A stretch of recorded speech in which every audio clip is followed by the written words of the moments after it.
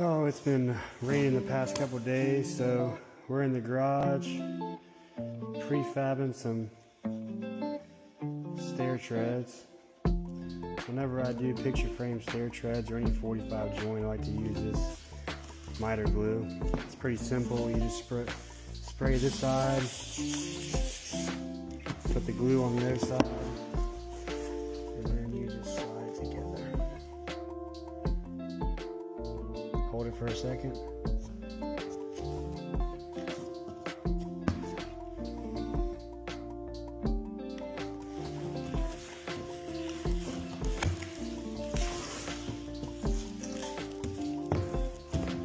You can't break that apart.